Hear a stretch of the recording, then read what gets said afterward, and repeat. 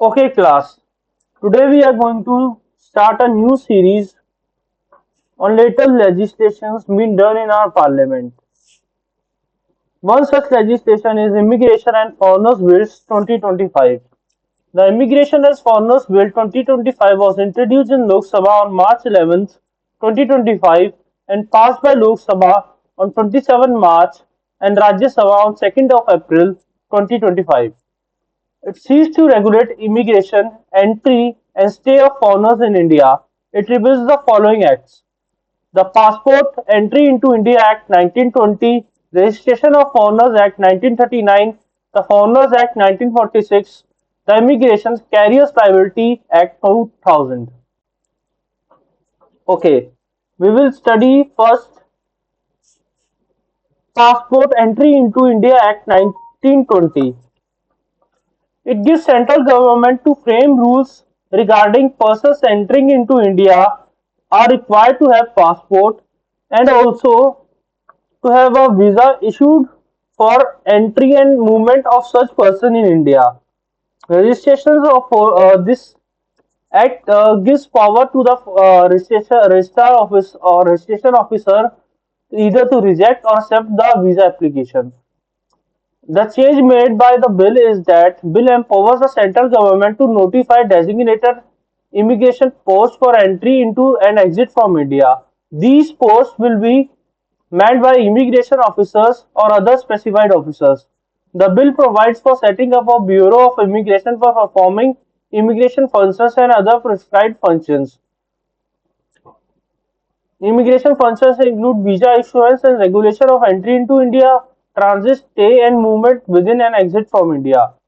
देखिए बेसिकली ये जो बिल है 1920 एक्ट में ये चेंज कर रहा है कि एक डेजिग्नेटेड अथॉरिटी बनाई जाएगी जिससे कि इमिग्रेशन ऑफिसर या अदर स्पेसिफाइड ऑफिसर, कुछ भी नाम हो सकता है उस ऑफिसर का, उसको ये पावर दी जाएगी कि वीजा किसे इशू करना है और उस इंसान का ट्रांजिट, स्टे और मूवमेंट इंडिया के अंदर कैसा होगा. Next, we are going to talk about Registration of Foreigners Act 1939. The 1939 Act empowers the central government to make rules for foreigners to report their presence to a prescribed authority. देखिए 1938 act basically ये कहता था कि कोई भी foreigner अगर India में आकर रह रहा है, चाहे वो किसी भी शहर में रह रहा है, किसी भी गांव में रह रहा है, उसे एक रजिस्ट्रेशन ऑफिसर के पास, चाहे वो एक पुलिस ऑफिसर हो, कोई भी हो, उसके पास रिपोर्ट करना होगा कि I am staying at this particular place at this particular time. Obligation क्या है इसमें 1946 एक्ट विच इज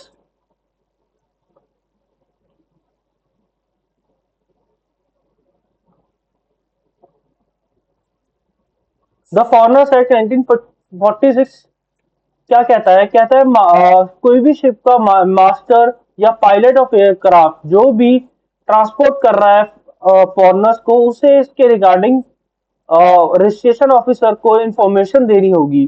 जो होटल कीपर्स है उनको भी, अगर एकोमोडेशन दे रहे हैं फॉरेनर्स को, उन्हें भी इंफॉर्मेशन फर्निश करनी होगी एक रजिस्ट्रेशन ऑफिसर को कि he is having foreigners on his hotel. Further change जो आया है इस प्रोविजन के अंदर बिल के द्वारा ये है, the bill requires carriers landing और embarking in India to furnish information of crew passenger on board to a civil authority of immigration officer. इसमें ये चेंज करा गया है इस प्रोविजन के अंदर कि कोई भी ऑन बोर्ड अगर कोई क्रू या पैसेंजर है फॉरनर, इमिग्रेशन ऑफिसर को उसके बारे में इंफॉर्मेशन देना पड़ेगा. फर्दर ये ऐड किया गया बिल में कि कोई भी मेडिकल इंस्टीट्यूट या एजुकेशनल इंस्टीट्यूट है, उन्हें भी रजिस्ट्रेशन ऑफिसर को फॉरनर फॉरनर स्टूडेंट्स और फॉरनर पेशेंट के बारे में इंफॉर्मेशन देनी पड़ेगी. The carriers act the carriers act 2000 में ये था कि कोई भी पर्सन किसी भी ट्रांसपोर्टेशन से इधर बाय वाटर और एयर इंडिया में एंटर कर रहा है, तो उस पर्सन जो भी एंगेज है बिजनेस ऑफ ट्रांसपोर्टिंग में, उसे इंफॉर्मेशन देनी पड़ेगी of such number of foreigners entering and their details to the registration officer. इसमें चेंज कर दिया गया है बिल में कि पहला चेंज जो आया है कि मोड ऑफ ट्रांसपोर्टेशन में एयर, वाटर और land transportation through aircraft, ship और any other mode of transport include कर दिया गया है। और बिल इस बिल में ये भी कहा गया है कि प्रोहिबिट कर दिया जाएगा एयरक्राफ्ट, वेसल या any other mode of transport departing from India जब तक कि इमिग्रेशन ऑफिसर से क्लियरेंस नहीं मिल जाता। इन चारों एक्ट में प्रीवियसली मैक्सिमम पनिशमेंट जो थी 5 years या 50,000 फाइन तक हो सकता था। इस बिल में ये चेंज आया है कि फॉरेनर्स जो भी एंटर करेंगे विदाउट वैलिड पासपोर्ट और ट्रैवल डॉक्यूमेंट्स, उनको 5 years की इम्प्रिजनमेंट या up to 5 lakh rupees fine या दोनों सजा हो सकती हैं। नेक्स्ट, देखिए किसी भी कंट्री की इमिग्रेशन लॉज जो होते हैं उसकी फॉरेन पॉलिसी को इम्पैक्ट करते हैं, which we can see from the incident when the Trump came to power in US. He started deporting the illegal migrants from his country, which would like to say that no country could protest against it because US been such a great power. But so we can understand how immigration laws impact the foreign policy. How can this bill impact our foreign policy? This new legislation is not just about immigration. ये foreign policy से closely connected है। जिन भी countries के strong economic और diplomatic ties हैं India के साथ, जैसे कि France, Israel, they will closely observe how this law affect the visa policies, international cooperation and bilateral agreements. And further, I would like to say that being a student of political science, law or international relations, we need to understand this bill in detail. Okay, what are the shortcomings? We will discuss the shortcomings. No definition of protection for refugees or asylum seekers. ना तो refugees को, ना asylum seekers को, ना undocumented migrants को कोई protection नहीं दी गई है। This can lead to a blanket of criminalization of all who enter India without valid documentation. और बहुत दुख की बात है, इंडिया के पास कोई नेशनल रिफ्यूजी प्रोटेक्शन लॉ नहीं है। Next, we need to focus on giving less power to the executive, because giving wide powers to the executive sometimes brings with it arbitrary decisions. And we will also need to have a judicial review of any decision taken by the executive with regard to the Foreigners Act.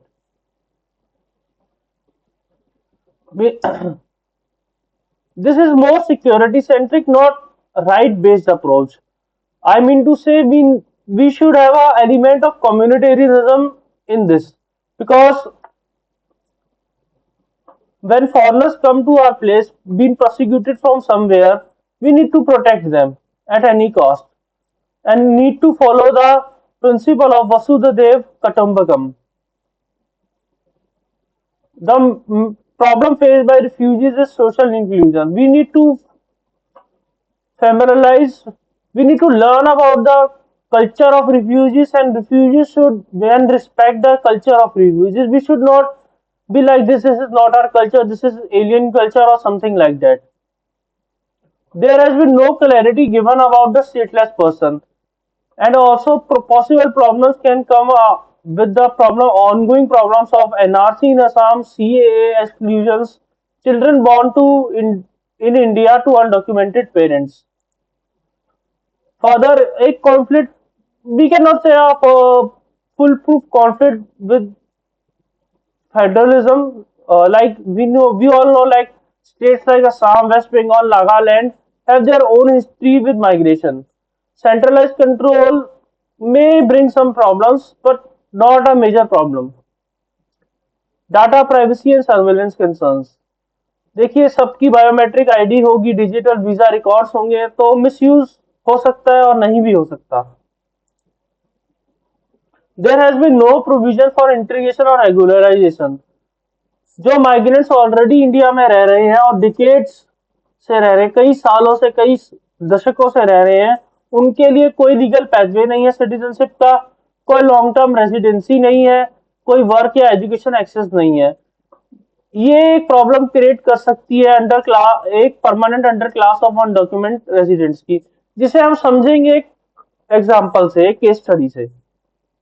No parliamentary or civil society oversight. We need, if we want to, you know, implement this law in full